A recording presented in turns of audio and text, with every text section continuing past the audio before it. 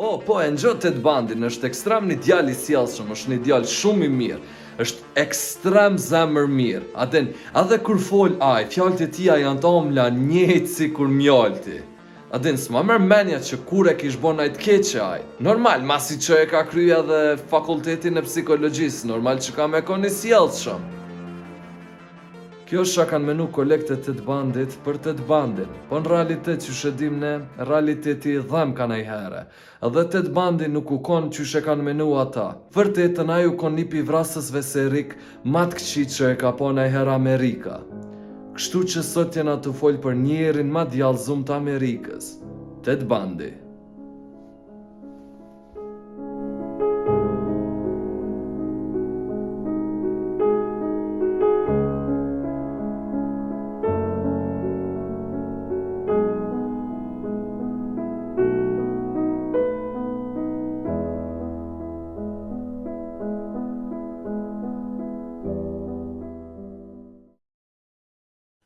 Theodore Robert Bundy, ose ndryshe me emrin e tij të njoftun Ted Bundy, i lindur me 24 nëntor 1946.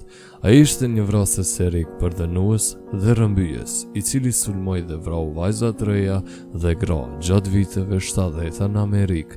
20 vrasje janë të konfirmuara nga FBI, 30 raste ai veti pranoi se është fajtor dhe 36 raste tjera dyshohen se ishin faji i tij. Mënyra se që ka bo krimet e veta u kone thjesht. Njerë mas pare, ju afroj keni femne. E gjej keni mënyrë se qysh mi fol asaj. I fol ke asaj femnes, edhe mas asaj vike tek pjesa ku a i flirtoj ke me to. Hej, je shumë e bukur, je shumë e mirë. Po më pëlqenjë shumë flokët e tua, buste tua. Qa do tjetë, thjesht, u flirtoj ke me ta. Edhe masanej tash vike koha që me bo dishka ma shumë kishem ata. Edhe kur vike për me bo dishka ma shumë kishem ata. Jo e dini se për qa po flas, a thjesht i kopke për fyti, ose thjesht e gjojke naj thik, i hike me thik, ose për shamull e gjojke naj qekan, i hike me qekan kry, thjesht i vritke. Edhe masanej që i ka vra, qa ka baj me trupin atynve, ka nejhere ja ka prek kryn, edhe ka marrë si trofe, e ka najhere bojke seks me ta, shumicën e rastve bojke seks me ta, po mirëm keneni. Dhe thët qa ka bo ky, u kon nakrofil. Nakrofil i bjen me bo seks me trup vdekun. Shtu që po Ted Bundy ka bo seks me trupat e vdekun femnave. Për to u kon dhe me qajo si kinki ti, u kon thjesht fantazia e ti, që me vra femna edhe me bo seks me trupin e vdekun të atynve. Ka ne here që shtash, prap, nashta ka mujt me bo seks me ta, po prap se prap e ka marrë kryn, ka ne here si trofe, edhe e ka qunë shpi. Trupat i kam shef diku, edhe që kjo është arsyeja pse është një pi vrasësve ma djallëzum, se e ka bo vrasjen, po prap se prap nuk u ka nal aty, prap se prap ka vazhdu, ma për para, ka vazhdu me bosane matë këqia. Ted Bundy. Ku dora jam. Më stanin mirë jam, aden një mërzue e kom vra dorën pak e përshaton tash është të mdhimt. Kështu që, hej përshëndetje, unë jam Bundy, Ted Bundy. Qyshe pa ta men ti më falë? Më vjen mirë. A kishim mujt me dal na herë mu njoftu ose najsen se bashkë të më pëlqy. Kështu që po, kjo u kon jona pi mënyrve se qysh ju afrojke Ted Bundy femnave. Edhe kur ju afrojke dini se qa ndodhke. Kur i vike momenti i duhur e gjejke na i objekt, i hike atynve në kry, najhere i mytke me në rani, najhere nuk i mytke, po qa bojke tash me trupin e vdekun të atynve nashta e dini. Do të thët, bojke seks me atë trup të atynve, me trupin e vdekun të vajzave të reja. Ted Bundy.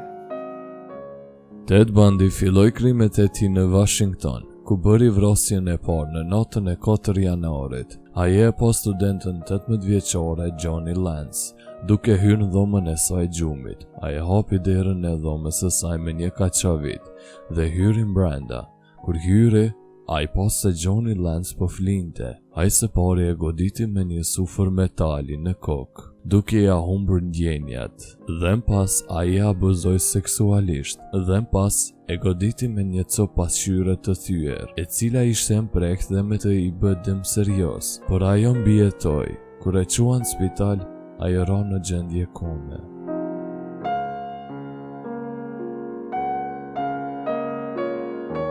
Gjatë këtij muaji Bundy goditi sërisht, ku me 31 janar ai rëmbeu Linda, një studente 21 vjeçare. Mbas policia e gjeti Linda në malin e Taylorit. Ajo ishte përdhënuar dhe mbas ishte goditur me mjet fort në kokë, ku këto goditje i kishin shkaktuar fraktura të rënda në kokë dhe ato ja kishin marrë jetën. Mbas Bundy filloi dhe vrasje tjera brenda muajve të ardhshëm. U zhdukën edhe 9 vajza. Policia bënte çmos për të gjetur vrasësin, por ata nuk arritën sepse Bundy vepronte shpejt dhe ishte një hap para policisë. Në gusht të vitit 1974, Ted Bundy u regjistrua në Universitetin e Utahs për t'i vazhduar studimet për drejtësi, pasi që kishte mbaruar me sukses studimet për psikologji në vitin 1973, dhe në Utah filloi një varg i ri vrasjesh. Viktima e parë ishte 16 vjeçaria Nancy Wilcox. Ajo u zhduk me datën 2 tetor 1974. Atë e kishte rëmbyer, kishte përdhënuar dhe më pas kishte vrarë, dhe më pas hiri sa u gjet në Parkun Nacional të Utah, 320 km larg Salt Lake City. Prej eshtrave të saj kishte mbetur kafka që nuk ju kishte djegur, pasi Bundy ishte larguar dhe e kishte lanë kufomën të DJ vet. Por Ted Bundy nuk u ndali me kaq. Ai vazhdoi me vrasjet e tij. Vazhdoi. Për të nuk u kon problem mosha. A u kon vajza 22 vjeçare, 23 vjeçare, apo u kon 12 vjeçare. Në këtë rast, flasim për Kimberly Leach, një vajzë 12 vjeçare, që Ted Bundy e vrau. One of the final murders that you committed, of course, was apparently little Kimberly Leach, 12 years of age. I think the public outcry is greater there because an innocent child was taken from a playground. What did you feel after that? Were there the normal emotions 3 days later? Where were you, Ted? I can't really talk about that right now. That's too painful. I would like to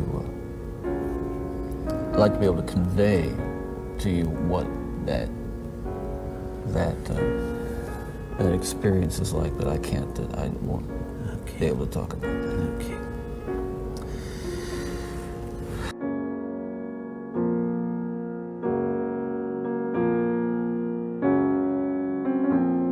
Tash e dim na në shumicën këtynve rasteve si që kjo dë thët, që shukon e Ted Bundy të dina që si fëmijë dë thët që personi e ka pas një jetë ekstrem të shtirë, për shembull, e ka pas një farë traume, në sen që ashtu edhe masanej u ka bën një njeri i keq. Kjo a vlen për rastin e Ted Bundyt, varet keq se qa menoni ju që është një jetë e vështirë, ajo. Po që shukon jeta e Ted Bundyt si fëmijë. Nona Ted Bundyt, para se me lind Ted Bundyn, dhe thët ka flet me një person, e mas atina ka flet edhe me 2, 3, 4 persona, që nona Ted Bundyt nuk e ka dit se fëmija kujt është Ted Bundy.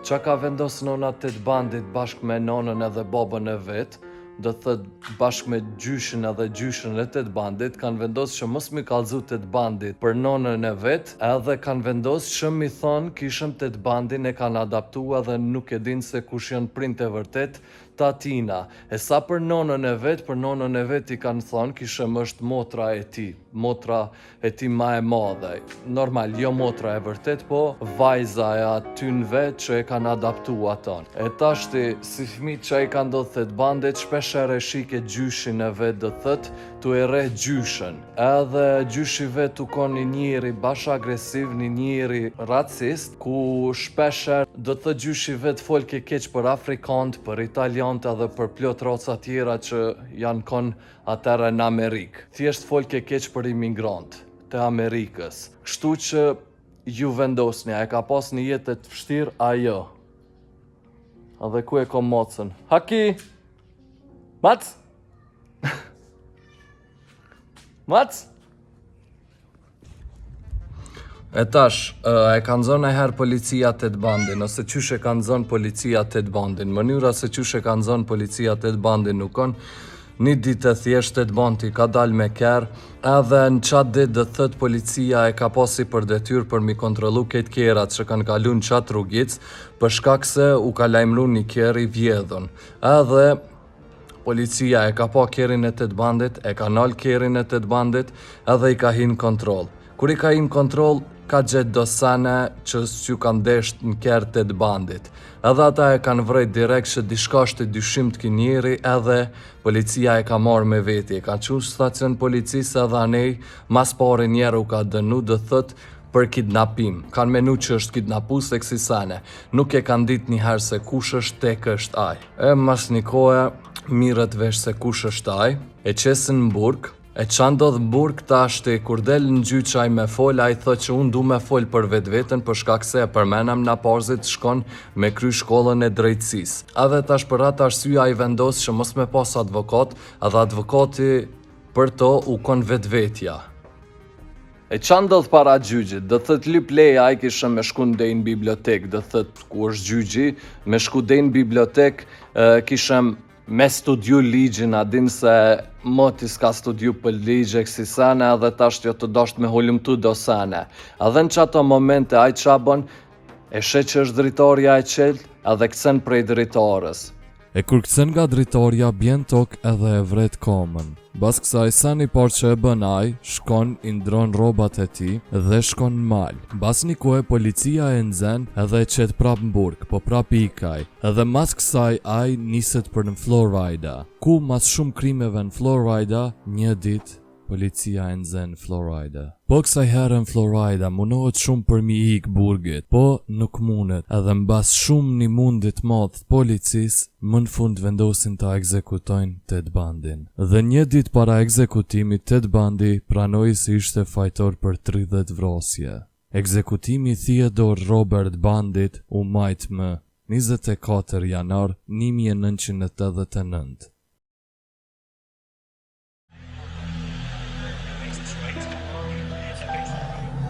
I grew up in a wonderful home with two dedicated and loving parents, one of 5 brothers and sisters. A home where we as children were the focus of my parents' lives, where we regularly attended church, 2 Christian parents who did not drink, they did not smoke, there was no gambling, there was no physical abuse or fighting in the home. Basically, I was a normal person. I wasn't some guy hanging out at bars or a bum. I wasn't a pervert in the sense that, people look at somebody and say, I know there's something wrong with him, you just tell. I mean, I was essentially a normal person. I had good friends. I led a normal life, except for this one small but very potent, very destructive segment of it that I kept very secret, very close to myself, and didn't let anybody know about it. And part of the shock and horror for my dear friends and family years ago when I was first arrested was that there was no clue. They looked at me and they looked at the all-American boy, excitement. Until you reach the point where the pornography only goes so far. You reach that jumping off point where you begin to wonder if maybe actually doing it will give you that which is beyond just reading about it or looking at it. I'm no social scientist, and I haven't done a survey. I mean, I don't pretend that I know what John Q. Citizen thinks about this. But I've lived in prison for a long time now. And I've met a lot of men who were motivated to commit violence just like me. And without exception, every one of them was deeply involved in pornography, without question, without exception, deeply influenced and consumed by an addiction to pornography. There's no question about it. The FBI's own study on serial homicide shows that the most common interest among serial killers is pornography. Those of us who have been so much influenced by violence in the media, in particular pornographic violence, are not some kinds of inherent monsters. We are your sons and we are your husbands. And we grew up in regular families, and pornography can reach out and snatch a kid out of any house today. He snatched me out of my home. It snatched me out of my home 20, 30 years ago. And as diligent as my parents were, and they were diligent in protecting their children, and as good a Christian home as we had, and we had a wonderful Christian home, there is no protection against the kinds of influences that are loose in a society that tolerates